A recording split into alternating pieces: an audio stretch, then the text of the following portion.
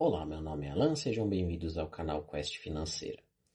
Bom, hoje aumentando um pouco mais o nosso conhecimento na nossa jornada inicial dos investimentos, a gente vai falar um pouco sobre renda fixa e renda variável. É um conceito simples, básico, muita gente pode até achar bobo, mas que faz bastante diferença se você pensar no curto, médio ou longo prazo, que vai definir a sua estratégia como investidor. Então vamos começar do básico e aí a gente vai se aprofundando mais no nosso conhecimento inicial.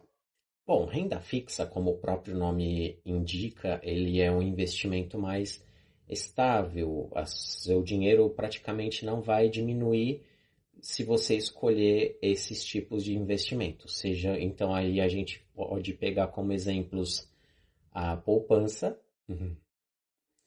que é um investimento que todo mundo conhece, mas que é o que menos rende. CDBs de bancos, sejam eles bancos mais conhecidos, Itaú, Bradesco, Banco do Brasil, ou bancos digitais também, como Nubank, Banco Inter, etc. Então aí a gente também tem o Tesouro Direto na modalidade Selic, que fique bem fixado isso, que é o Tesouro Direto na modalidade Selic, que existem outros tipos de tesouros diretos que acabam sofrendo volatilidade e marcação ao mercado, mas que são coisas mais avançadas. Vamos nos ater ao mais básico para começar, ok? Então, recapitulando, investimentos de renda fixa, eles vão render a taxa de juros do nosso país, que é a taxa Selic. Então, ou então, como é bem colocado nos investimentos, ele vai render o CDI.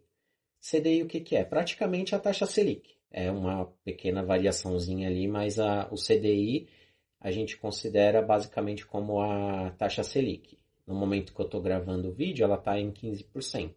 Então, o CDI vai ser 14,9, é 0,10 abaixo da taxa Selic. Então, os investimentos de renda fixa estão diretamente ligados à taxa Selic. Então, você pegar um investimento, por exemplo, esses CDBs dos bancões, sejam eles digitais ou tradicionais, eles normalmente vão render 100% do CDI. Então, você consegue deixar o seu dinheiro rendendo, sua oscilação vai ser só praticamente para cima, que ele vai só render, você nunca vai ter perda, e o que pode mudar é a sua rentabilidade. Agora a taxa Selic está em 15%, mas provavelmente não vai ficar assim por muito tempo. Então, se a taxa Selic cair, vamos supor, para 12%, aí agora os rendimentos dos investimentos 100% do CDI vão render 11,9%. Então, a volatilidade que a gente tem nesses investimentos de renda fixa é baseado na taxa Selic. Eles estão atrelados à Selic ou ao CDI, ok? Então, é um investimento bem seguro, onde a sua volatilidade está ligada só à rentabilidade, não ao valor que você coloca inicialmente.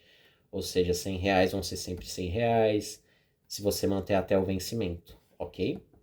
Agora falando sobre renda variável. Renda variável, como o próprio nome diz, ele varia. Então, é bem comum observar essas volatilizações, essas subidas e essas quedas de ações, principalmente, durante o dia ou durante um mês, por exemplo. Então, as ações elas são pequenos pedacinhos das empresas que aí você vira sócio de determinada empresa. E aí você, dependendo do setor que essa empresa atua, ou do serviço que ela presta, se ela é uma empresa estatal, se ela é uma empresa de commodity. Estatal é ligado ao governo, tá? E commodity, como eu expliquei no vídeo anterior, ele é basicamente um produto específico que a empresa trabalha, que é o carro-chefe dela, e que ela sofre uma variação de preço, principalmente internacionalmente falando. Por exemplo, vamos pegar um exemplo que está acontecendo agora mesmo, as tensões lá no Oriente Médio. estão fazendo o barril de petróleo subir. Estava em torno, até pouco tempo atrás, estava beirando $60 e tal, e agora subiu para $100. Então, a demanda por petróleo está aumentando, o medo devido à tensão que está tendo faz com que o preço também suba, e aí as ações, por exemplo, da Petrobras e de outras empresas ligadas a petróleo estão subindo recentemente. Então é uma coisa que a gente tem que levar em consideração.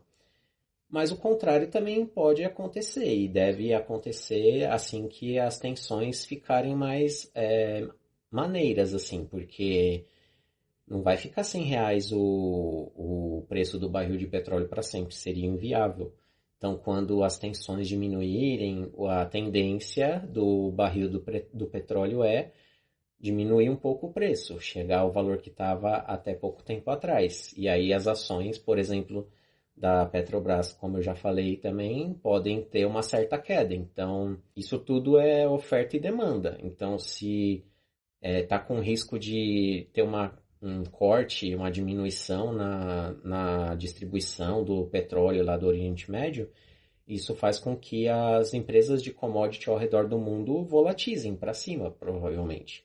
E depois, quando isso der uma amenizada, provavelmente o mercado vai reajustar aos valores que estavam antes da guerra, né? Antes das tensões. Então, isso faz com que se você compra uma determinada ação agora, que está tendo essa tensão e a ação dela está esticada, provavelmente quando o preço do barril de petróleo voltar aos patamares que estavam, a ação provavelmente vai ter uma certa queda. E aí, se você comprou na alta e vendeu na baixa, você perdeu o patrimônio. Então, por isso que também se chama renda variável. Se você, não necessariamente, se você comprou a R$ 100 a ação, por exemplo, de determinada empresa, ela vai se manter e vai subir.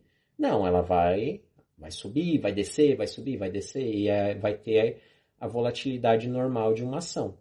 Dependendo do tipo de empresa, como eu falei, commodity oscila bastante, estatal, dependendo de ruídos políticos, eleições, etc., também volatilizam bastante. Então, a gente tem que manter isso na cabeça. Agora, falando sobre fundos imobiliários, eles são o meio termo, vamos dizer assim. Porque como eles estão ligados ao setor imobiliário, para melhor entendimento também vamos nos focar aqui em fundos imobiliários de tijolo, que eles retratam imóveis do mundo real. O setor imobiliário ele é mais estável do que o setor de ações. As empresas, né, as gestoras fazem, dependendo se você saber escolher, fazem um bom trabalho, e aí o imóvel começa a ter uma certa valorização. Ou se ele faz alguma venda, ele pode ter comprado o imóvel num preço mais baixo, e aí agora vender com lucro. Então isso também pode acontecer. Só que a volatilidade deles é bem mais tranquila do que a das ações. A gente fala que muitas vezes eles andam de lado, né? Que é pouca oscilação tanto para cima quanto para baixo. As ações é uma porrada para cima, uma porrada para baixo. Você tem que ter estômago para as ações. E os fundos imobiliários eles já são menos voláteis, eles são mais previsíveis tanto com relação ao preço das cotas quanto aos aluguéis que eles pagam todo mês.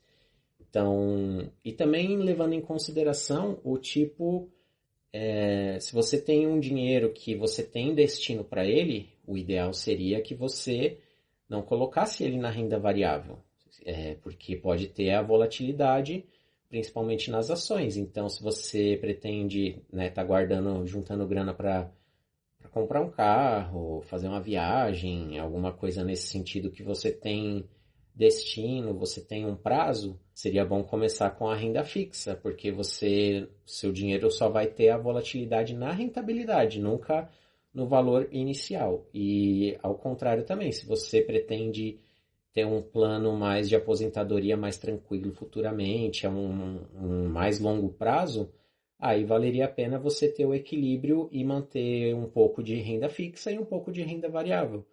né? Porque como dizia lá no mundo de Bikman, tinha o personagem que era o homem equilíbrio. Que eu lembro que ele usava uma roupa de super-herói com umas balanças assim, e ele tinha um bordão assim que ele falava: a natureza procura o equilíbrio. Então, o ideal é a gente também buscar o equilíbrio nos nossos investimentos, dependendo do destino que a gente tem para esse dinheiro, ok? Então, sabendo os princípios básicos de renda fixa e renda variável, já coloca a gente numa certa vantagem se você já tem destino para o dinheiro, se é mais para o longo prazo, e isso pode influenciar na estratégia que você está pretendendo traçar nessa sua jornada de investidor iniciante, ok? Então, basicamente é isso. Nos próximos vídeos a gente vai falar um pouco mais, aprofundar um pouco mais nos conhecimentos sobre os investimentos e aí a gente começa a ver a parte de escolha dos investimentos, ok? Então, qualquer dúvida, só usar os comentários aí porque eu vou ter muito prazer em responder e espero vocês no próximo vídeo. Tchau!